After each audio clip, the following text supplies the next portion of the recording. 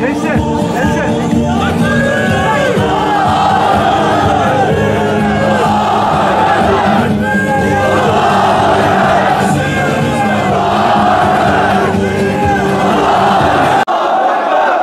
Değerli misafirler, cami avlusundan çıkan ağabeylerimiz şöyle geriye doğru yaylalım, girişte birikme olmasın. Yahudi, Yahudi, Hayber'i hatırla! Yahudi, Yahudi, Hayber'i hatırla! Muhammed ordusu geliyor yakında! Muhammed ordusu geliyor yakında! Yahudi, Yahudi, Hayber'i hatırla! Muhammed ordusu geliyor yakında. Muhammed ordusu geliyor yakında. Allahu Ekber, Allahu Ekber, Allahu Ekber, Allahu Ekber. Tekbir! Tekbir! Tekbir! Allahu Ekber! Allahu Ekber!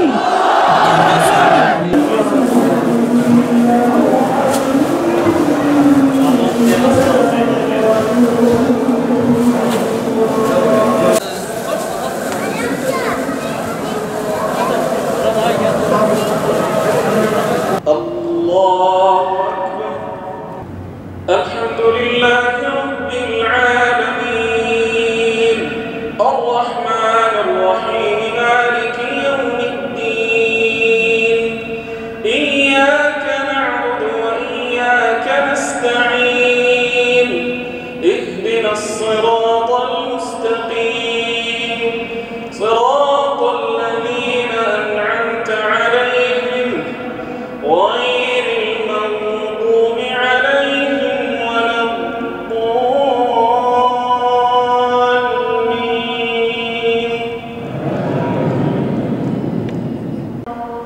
الله أكبر.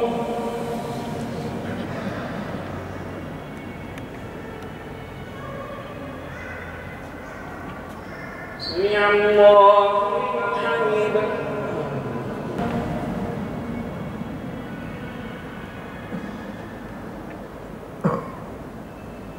الله أكبر. الله أكبر. Sizin de malumunuz olduğu üzere Siyonistler kudurdular, durmuyorlar. Kardeşlerimizi bir bir şehit ediyorlar. 56 tane şu anda kardeşimiz şehit oldu. Bunların 14'ü çocuk. Bunların 5'i kadın, 1 yaşlı. Ya Rabbi, İsrail'e gün yüzü gösterme ya Rabbi. لقد كان لكم في رسول الله أسوة حسنة لمن كان يرجو الله واليوم الآخر وذكر الله كثيرا.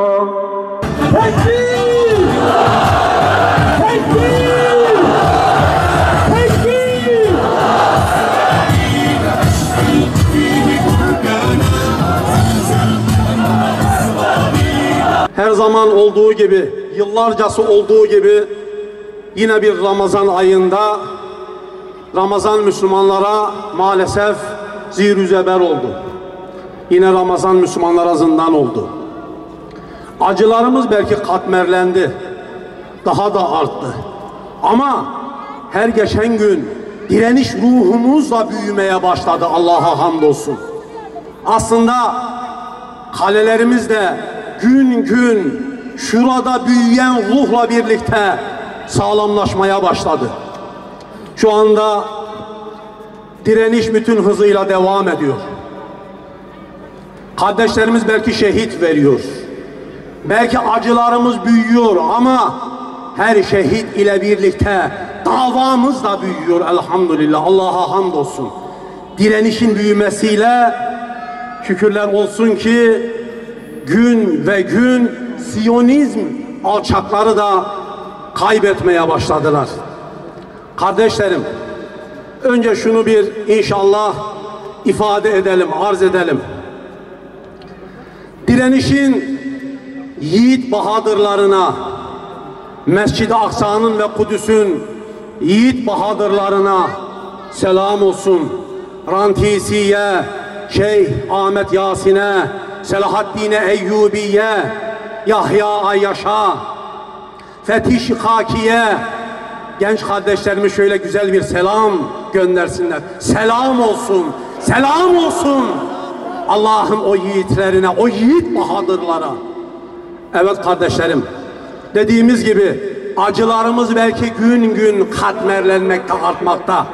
Şu anda Siyonist alçaklar Mescid-i Aksa'yı yıkmak için ve yeryüzünde tek bir Müslüman kalmayıncaya kadar bütün mücadeleleri, bütün meseleleri yeryüzünde hiçbir Müslümanın barınmaması ve kutsal mekanlarımızın talan edilmesi. İnşallah enerjimizi daha da böyle toparlamaya çalışalım Kudüs'ümüz için. Bugün Adanalı Müslümanlar olarak burada nöbetteyiz.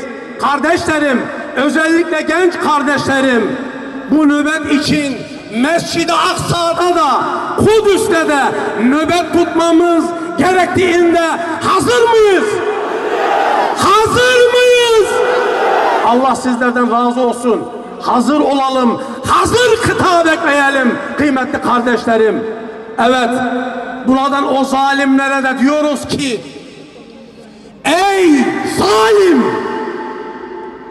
ey kafir, ey alçak Siyonist, vallahi dağları oyup içine girseniz, muhkem kalelerin içerisinde gizlenseniz, saklansanız ölüm sizi bulacak. Ölüm sizi bulacak.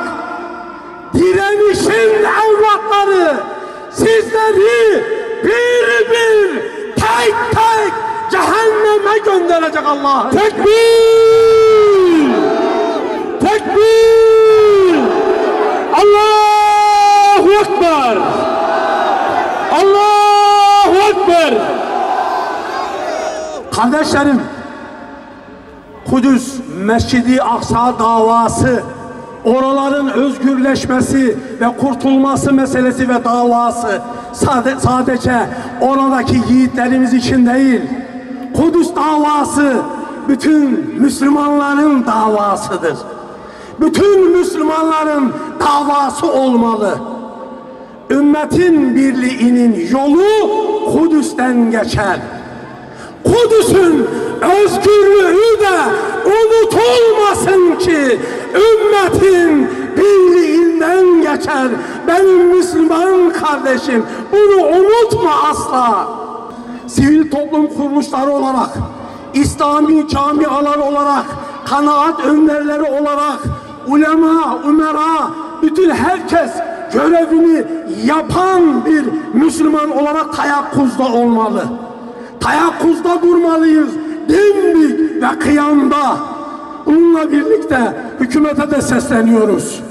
Artık konuşma zamanı değil.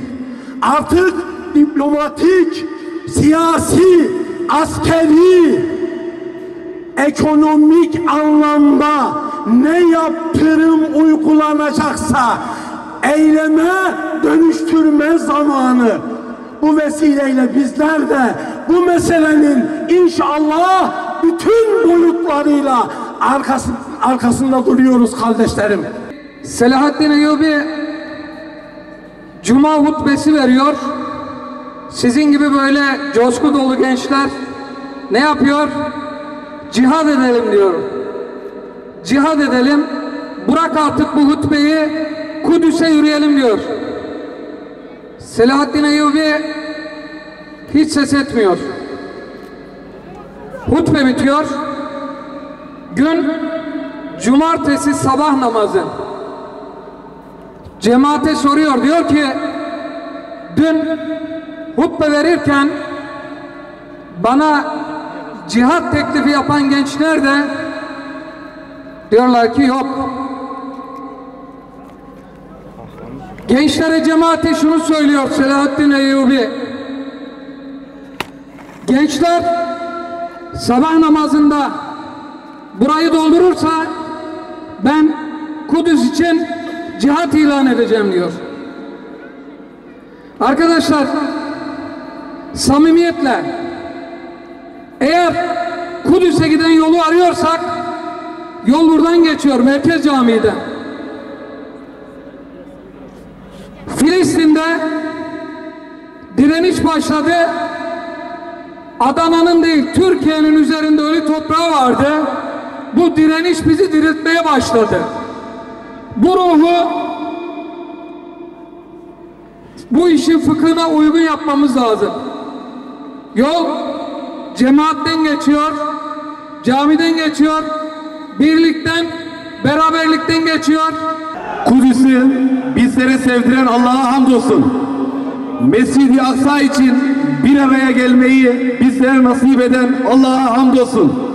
Kıymetli kardeşlerim, Kudüs ve Mescid-i Aksa bugün dünya Müslümanlarının nerede durduğunun en büyük göstergesidir. Bugün hangi ülkeler, hangi devletler, kimlerle beraber olduğunu sadece Kudüs'e bakarak anlayabiliyoruz.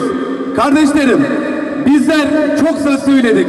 5 gündür siyasilerden parti başkanlarına, sivil toplum kuruluşlarından kıymetli kardeşlerim, halk hep beraber sloganlar attık.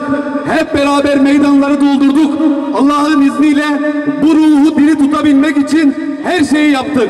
Ama artık söz bitti. Bu saatten sonra, icraata geçmedikten sonra buralarda böyle bağırır bağırır dağılırız. O yüzden artık İsrail'e, Müslüman ülkelerinin tamamının güç gösterme vakti gelmiştir. Başta ülkemiz olmak üzere bütün Müslüman ülkelerinedir. Onlardan aynen şu taleplerimiz var. Derhal millet meclislerinizi toplayın ve Kudüs için, Mescid-i Aksa için bir karar alın. Bütün İslam İşbirliği Örgütü ülkelerini bir araya getirin. Öyle bir ordu kurun ki sadece basında İslam ordusu kuruldu lafı geçtiği anda bile o korkak köpeklerin nasıl terk ettiğini oraları hepimiz göreceğiz. O yüzden onların bahsediyoruz. Tekbir! Tekbir! Kardeşlerim, ikinci çağrımız başta nefsim, sonra sizleredir. Peygamber Efendimiz Aleyhisselatü Vesselam Mescid-i Aksa'ya ziyaret edin. Orada namaz kılın. Eğer buna gücünüz yoksa oranın kandilleri için zeytinyağı gönderin diyordu. İşte bugün o zeytinyağının ne olduğunu iyi anlamamız lazım. Bugün o zeytinyağı füzedir. Bugün o zeytinyağı hastane masrafları için oraya göndereceğimiz paralardır. Irkçı, Siyonist köpekleredir. Buradan onlara sesleniyoruz. Vallahi sadece Filistinlilerle savaşmıyorsunuz. Vallahi 2 milyar Müslüman alemiyle savaş halindesiniz. Bugün burada Adana'nın mahallelerinden buraya toplanan gençlerle savaş halindesiniz. Biz bu savaşı terk etmeyeceğiz. Öyle balışçılıkları da atmaya hiç gerek yok. Son Siyonist, son İsrail'le ölene kadar bu savaş devam edecek. Gençler, tekbir! Tekbir!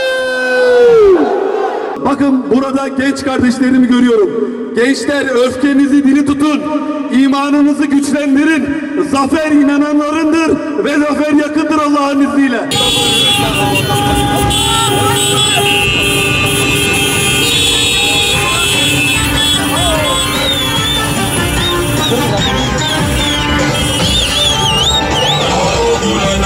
We'll be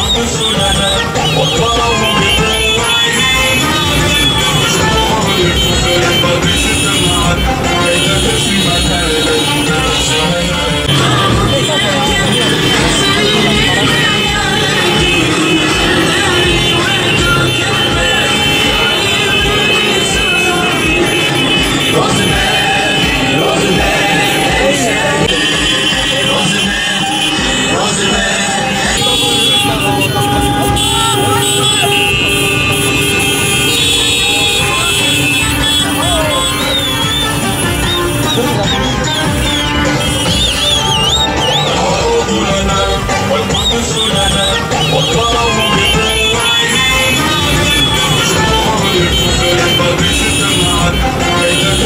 zaten